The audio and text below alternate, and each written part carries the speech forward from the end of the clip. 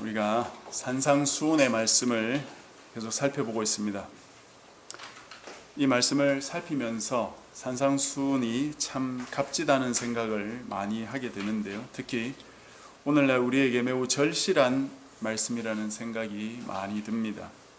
2000년 된 고리타분한 말씀이 아니라 또 선현들의 옛 경구가 아니라 오늘날에도 매우 적실하고 특히 인간의 내면 깊은 곳까지 잘 비추어주는 등불 같은 말씀이다 하는 생각이 많이 듭니다. 이 말씀을 진실하게 묵상하면 할수록 성령님께서 실제적인 조언들을 또 잘 깨닫게 도우시는 것 같습니다.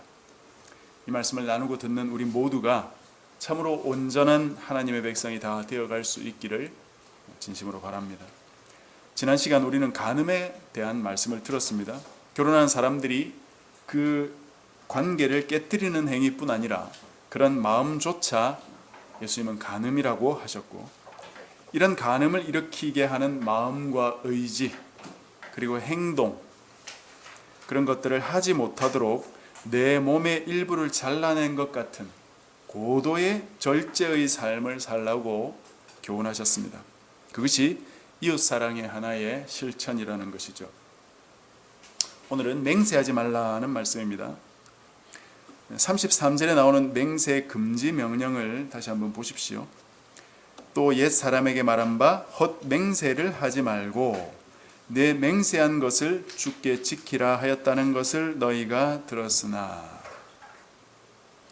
이전에 살폈던 것과 동일하게 이들이 들은 말씀을 상기시키면서 그것의 부족한 부분을 보충하시고 그 말씀의 원뜻을 드러내신다는 것을 기억하면 되겠습니다.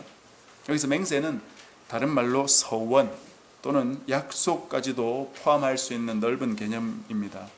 물론 맹세와 소원보다 약속이 조금 구속력이 약해 보이기는 합니다만, 진실한 사람이 되라는 그런 의미에서는 같은 범주에 넣을 수 있겠습니다. 방금 말씀드린 진실한 사람이 되라는 것이 이 교훈의 사실상 결론입니다. 예수님은 우리에게 진실하고 정직한 사람이 되기를 원하는 것입니다. 맹세란 무엇입니까? 나 자신은 믿을 만하지 않으니까 다른 존재나 사물을 끌어들여서 나의 말이나 약속의 신빙성을 높이려는 행위입니다. 내 말로는 안 되니까 믿을 만한 다른 것을 빙자하는 것이다, 이 말이죠. 그러다 보니까 가장 대표적으로 하나님을 끌어들이는 것이죠.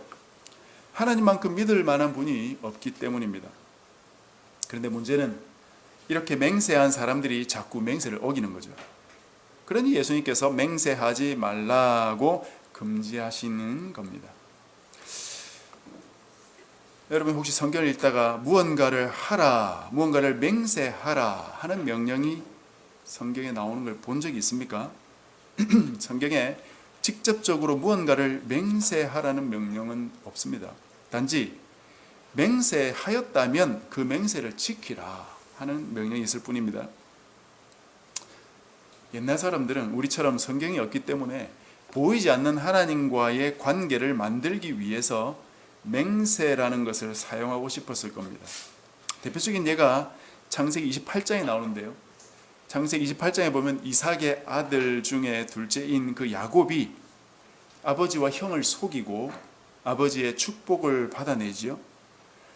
그리고 자신을 죽이려는 그 형을 피해서 삼촌 집으로 도망을 갑니다. 가다가 베델이라는 곳에 이르러서 해가 져서 돌베개를 하고 잠이 들었는데 하나님께서 꿈에 나타나셨죠. 그리고는 아브라함과 이삭, 즉 자신의 할아버지와 아버지에게 주셨던 그 약속을 다시 야곱에게도 주신다, 그렇게 하나님께서 약속하십니다. 그 약속이 땅과 자손과 복이었죠.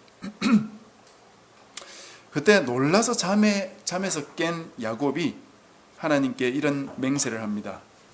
하나님이 나와 함께 계셔서 내가 가는 이 길에서 나를 지켜주시고 먹을 떡과 입을 옷을 주셔서 평안히 내 아버지 집으로 돌아오게 하시면 여호와께서 나의 하나님이 되실 것이요, 내가 기둥으로 세운 이 돌이 하나님의 집이 될 것이고 하나님께서 내게 주신 모든 것에서 10분의 1을 내가 반드시 하나님께 드리겠나이다.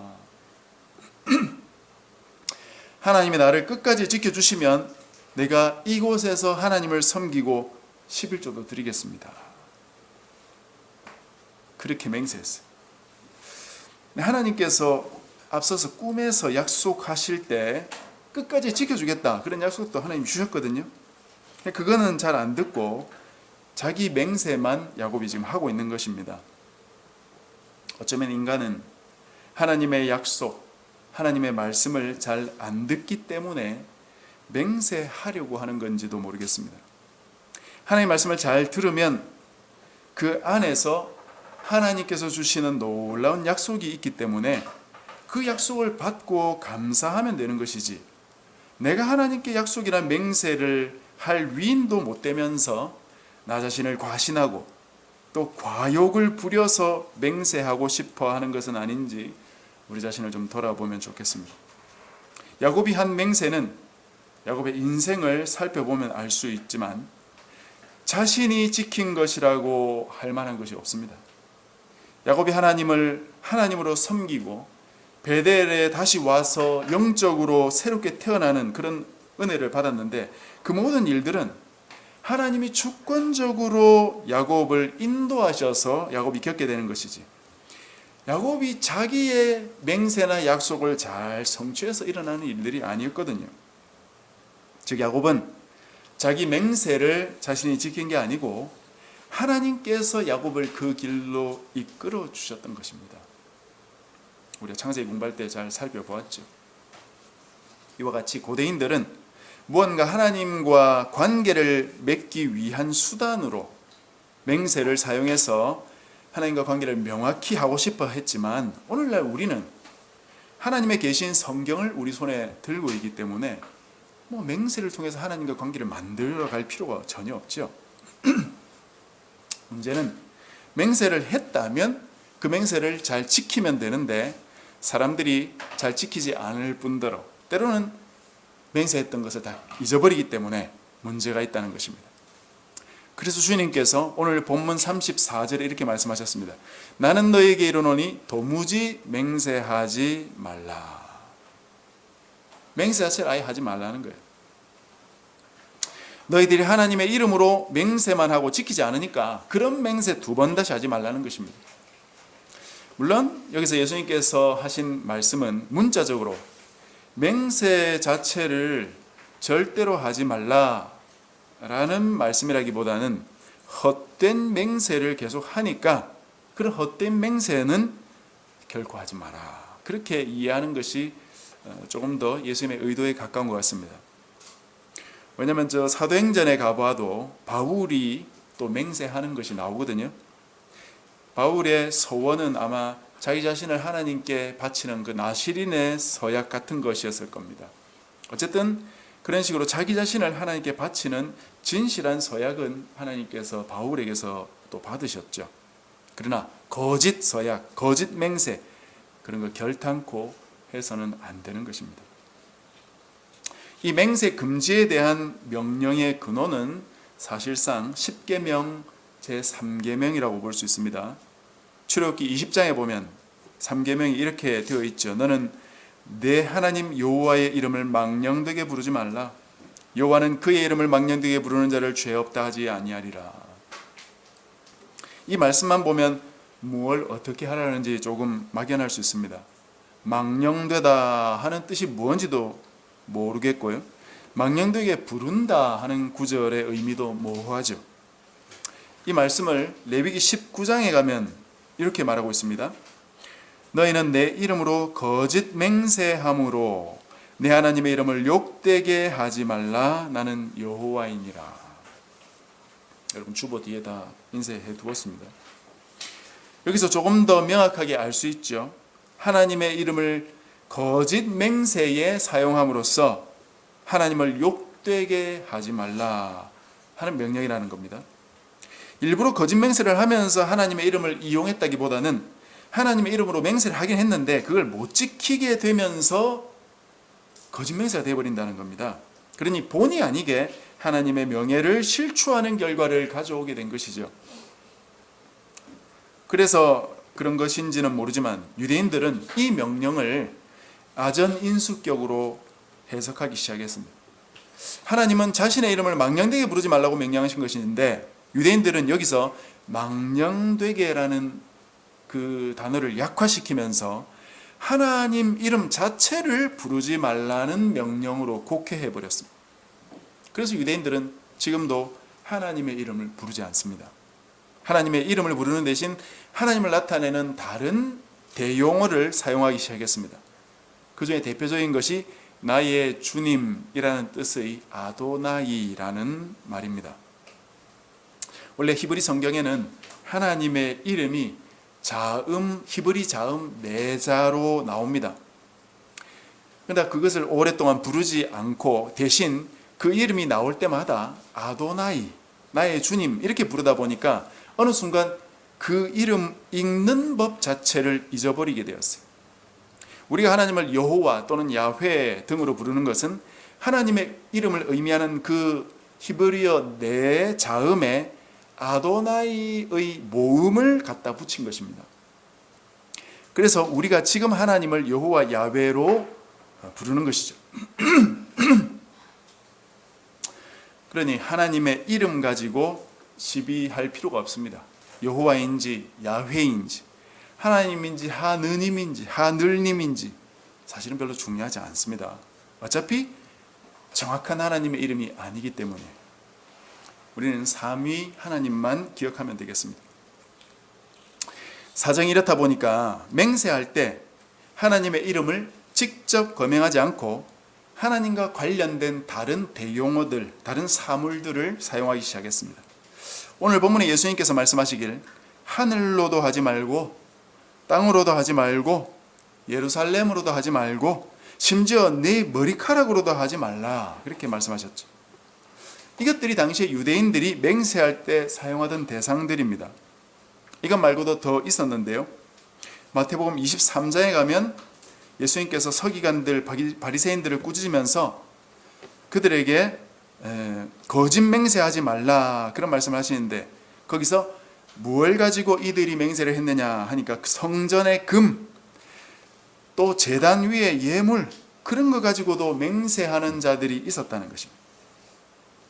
정리를 해보면 하나님의 이름을 가지고 맹세하면 안 되니까 그 대신에 하늘 또는 땅, 예루살렘 그리고 성전, 더 나아가 성전의 금, 그 제단 위의 예물 가지고 이들이 맹세를 했다는 것입니다. 맹세의 종류나 중요성에 따라서 무엇을 가지고 맹세할지가 결정되었겠죠. 그러나 예수님의 결론은 그 무엇 가지고도 맹세하지 마라. 제단이나 제단 위의 예물 그걸로 맹세하는 자는 결국 그 성전의 주인이신 하나님의 이름으로 맹세하는 것과 똑같다. 하늘, 땅, 성전 그 모든 것이 다 하나님의 것이 아니냐. 그러니 맹세하지 마라. 오늘 본문에 그렇게 나와 있죠. 하늘은 하나님의 보좌요, 땅은 하나님의 발등상이다. 예루살렘은 하나님의 성이다. 도대체 뭘 가지고 맹세할 수 있느냐? 네 머리 한 터럭도 네가 희고 검게 할 수 없지 않느냐? 너의 머리에 붙어 있다고 해서 그것이 네 것이냐? 네 것이 하나도 없다는 것입니다. 그거 걸고 맹세했다가 그 맹세를 지키지 못하게 된다면 도대체 뭘로 네가 갚을 거냐 이거죠. 갚을 능력이 안 되는 사람이 백지수표를 남발하면 안 된다는 것입니다. 그래서 결론이 무엇인가? 37절 말씀입니다. 오직 너희 말은 옳다 아니라 하라. 이에서 지나는 것은 악으로부터 나는 것이니라. 옳은 것에는 옳다고 하고 아닌 것에는 아니라 그렇게만 말하라는 것입니다. 단순 명백하게 옳다 그러다 그만 말하면 된다는 것이죠. 한마디로 솔직하게 진실하게 대답하라는 것입니다. 진실한 사람이 되라. 없는 사실 덧붙여가며 무언가 있는 것처럼 보이려고 하는 모든 시도, 그런 맹세, 그런 거 버리라. 뒤에도 따라 나오지만 가식이나 외식 그런 거 다 버리라는 말씀과 일맥상통한 것입니다. 그런데 사람들은 왜 하고 싶은 유혹을 받는 것일까요? 왜 맹세하고 싶습니까? 진실한 사람으로 대접은 받고 싶지만 그런 사람이 되기는 어려우니까 진실한 사람인 척 하고 싶은 것이 아닌가 싶습니다. 말을 할 때 늘 하나님을 거론하면 자기가 좀 진실되게 보인다고 생각하는지도 모르겠습니다. 사실 저는 대학 다닐 때 늘 하나님에 대해서 거룩한 이야기만 하고 모든 걸 하나님과 연관지어서 생각하고 말하는 것에 좀 거부감이 있었습니다. 괜히 거룩한 척 하는 것 같아서 말입니다. 우리 신학과 같은데 유독 그런 사람들이 많았죠. 물론 그런 자세가 틀린 건 아닙니다. 하나님 안에서 살다 보면 그렇게 되는 것 같아요. 그러나 그걸 겉으로 드러내고 자꾸 말함으로써 자기 자신을 과시하려는 건 문제가 있는 것 같습니다. 맹세와는 다르겠지만 자신의 공명심을 위해서, 자신을 드러내기 위해서 하나님을 이용하려는 부분이 있겠죠. 우리나라는 유교의 영향으로 허례허식이 많이 발달했고 마음과 내용은 없는데 형식만 지키는 이상한 문화가 발달되어 있습니다. 이것이 우리 기독교 신앙의 아주 큰 적입니다.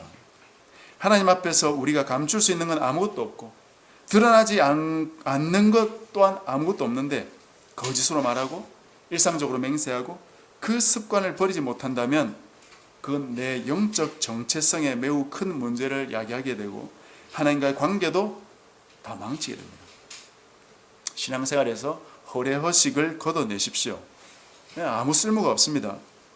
그런 건 사실상 다른 누구도 아무도 관심도 없어요. 내가 얼마나 교회를 열심히 다니고 교회에 얼마나 봉사했는지보다 더 중요한 것은 나는 진정으로 하나님을 믿고 하나님을 신뢰하고 하나님과 올바른 관계 속에 서 있는가, 나는 참 하나님의 뜻을 따라 살고 있는가 하는 점이 더 중요하죠. 교회를 다니다 보면 이런 분들을 만나게 되는데요. 저도 이전 교회에서 그런 분들을 만나봤는데 이번에 사업이 잘 되면 11조 많이 할 테니까 꼭 좀 잘 될 수 있도록 기도해달라, 그런 분들이 계세요.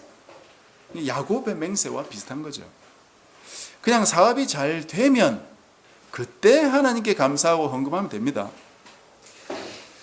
한편으로 사업이 잘 된 것이 마냥 기쁘고 감사할 일인지 하나님께 여쭐 필요도 있습니다. 사실 사업이 잘 된 것은 무조건 하나님의 복이라고 보는 것은 예수 믿고 복 받으세요 하는 것과 별 다를 게 없죠. 이런 번영신학, 이런 걸 번영신학 하는데 그런 것이 잘못되었다는 것은 여러 신학자들이 이미 말하고 있어요. 그러니 내가 이렇게 돈 많이 버는 것조차 잘된 것인지 하나님께 여쭐 필요가 사실상 있는 것입니다. 어쨌거나 경제가 잘 돌아가서 내 사업도 잘 돼서 하나님께 11조나 헌금을 할 수 있지만 지금 아무것도 가진 것이 없는 사람이 하나님이 사업 잘 되게 도와주시면 그때 헌금 많이 하겠다, 그렇게 맹세하는 건 아무짝에도 쓸모없는 맹세예요. 이렇게 말하는 분도 제가 만나보았는데, 목사님, 우리가 잘 안 되면 하나님이 손해 아닙니까? 하나님이 이번 우리 이 일 잘 되게 해주시면 우리가 11조도 하고 성경금도 많이 할 텐데 잘 안 되면 성금도 못하고 그게 결국 하나님 손해 아닙니까? 저는 그런 소리 들으면서 참 답답하고 속으로 참 한참 웃었는데요. 이런 사람은 아마 하나님이 돈도 좋아하시고 하나님의 교회는 돈으로 운영되고 돈이 없으면 참 난관에 봉착할 것이다, 그렇게 생각하는 모양이죠. 완전 자본주의 교회를 생각하고 있는 것이죠. 물론 사실 그런 교회도 많이 있긴 합니다. 그러나 모든 교회가 그런 건 아니에요. 특히 하나님의 교회는 그렇지 않습니다. 하나님이 손해볼까요? 일이 잘 안 되면 자기가 손해보지 하나님 손해볼 일 없어요. 하나님은 돈으로 일하는 분이 아닙니다. 돈이 없어도 얼마든지 하나님은 하나님의 일을 하시는 분이에요. 우리가 돈이 필요하지 하나님께 돈이 필요하지 않습니다. 그러니 하나님은 그런 맹세에는 전혀 흔들릴 뿐도 아니고 콧방귀 끼시겠죠. 세상에서 사업을 하다 보니까 돈으로 로비하고 뒷주머니에 좀 돈 찔러주면 어려운 일도 해결되고 그러니까 하나님도 그런 분으로 착각하는 것이죠. 하나님은 절대 그런 분이 아니고 오히려 이런 나쁜 짓 하는 사람을 하나님은 다 알고 계시고 그렇게 불법적으로 사업에서 번 돈은 하나님이 헌금해도 안 받으세요. 하나님은 우리가 단순히 진실되게 살기를 원하십니다. 없는 것을 있는 것처럼 꾸미지 말고 내가 아닌 것을 나인 것처럼 치장할 필요도 전혀 없어요. 가면을 쓰고 그 뒤에 숨어서 자신을 가리는 존재가 될 필요가 없다는 것입니다. 내 모습 그대로 진실하기를 원하십니다. 진실되게 살라, 그런 명령이 어려울 수 있죠. 내 모습을 그대로 드러내고 살려면 용기가 필요하거든요. 자신을 다른 가면으로 치장하고 사는 사람은 용기가 없어서 그렇게 하는 겁니다. 나 자신을 있는 그대로 드러내면 저 사람이 나를 어떻게 생각할까? 친구가 떠나가지는 않을까?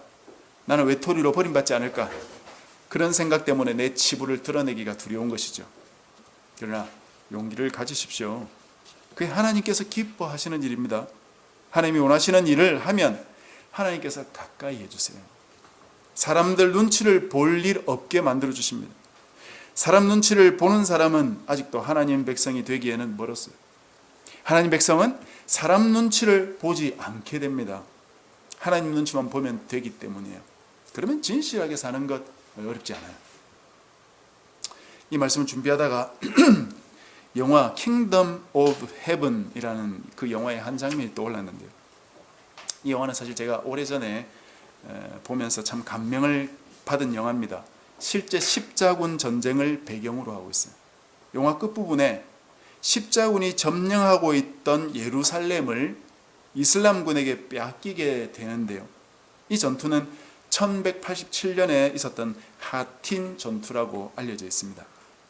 이슬람 사령관이었던 살라딘이라는 사람이 예루살렘에 주둔하던 군대를 갈릴리 쪽으로 유인해서 대파하고 예루살렘으로 진군해서 점령 전투를 벌였는데, 당시 그 예루살렘 성 내부에서 발리앙이라는 기사가 군사들을 모으고 끝까지 항전하는 바람에 이게 점령이 굉장히 힘들어진 것이에요. 그때 살라딘이 전투를 잠시 중단하고 그 발리앙을 만나서 조건을 제시합니다. 예루살렘 성을 넘겨주기만 하면 예루살렘에 있는 모든 사람들, 아이 한 명까지도 한 명도 다치지 않고 다 고향으로 갈 수 있도록 배려해 주겠다. 그때 발리앙이 그 이야기를 듣고 이 십자군이 처음에 예루살렘을 점령하러 들어올 때 주둔하고 있던 이스라엘 사람들을 무차별 학살하면서 다 죽이면서 우리가 이 땅을 점령했는데, 그런 과거가 있었는데 과연 당신들이 우리를 무사히 보내주겠습니까? 그런 의심을 하거든요. 그랬더니 살라딘이 하는 말이 발리앙을 향해서 정색을 하면서 나는 이 사람들과 다릅니다. 나는 살라딘입니다. 나는 살라딘입니다. 그렇게 이야기하더라고요. 그 약속대로 예루살렘에 있던 모든 주민들이 무사히 자기 고향으로 돌아가는 걸로 영화가 마칩니다. 저는 이 살라딘의 표정과 그의 말, 나는 살라딘이다, 나는 저들과 다르다, 그 말이 영화가 끝나도 참 잊히지 않을 정도로 굉장히 인상적이었습니다. 살라딘은 자기 이름을 걸고 약속을 했던 것이고 자기 이름의 명예가 실추되지 않도록 그 약속을 지켰다는 것이에요. 나는 저들과 다르다 하면서 이 사람은 자기를 지켰습니다. 물론 영화지만 실제로 이 살라딘이라는 사람은 매우 관용 정책을 폈다고 그렇게 알려져 있습니다. 우리 중에 누군가 이름을 내세울 만한 사람은 아무도 없죠. 그만한 명예를 지니고 있는 사람도 없습니다. 그러나 하나님이 중시하는 것은 그런 명예를 위해서 이름을 지키는 게 아니고 하나님의 백성으로서 나는 하나님의 백성입니다. 나는 하나님의 백성입니다. 내 이름은 사라질지라도 내가 하나님의 백성이라는 명예를 걸 만큼 진실된 삶을 하나님이 원하시겠죠. 나는 하나님의 백성으로 정직하게 살고 있습니까? 나 자신을 포장해서 다른 사람들을 기만하려는 욕구를 버리고 진실되게 나는 살고 있느냐 하는 것입니다. 이런 점을 돌아보면서 우리 자신을 바르게 세워갔으면 좋겠습니다.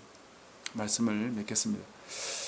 맹세하지 말라 하는 말씀을 중심으로 거짓말하지 말고 진실되게 살아가라는 주님의 뜻을 생각해 보았습니다.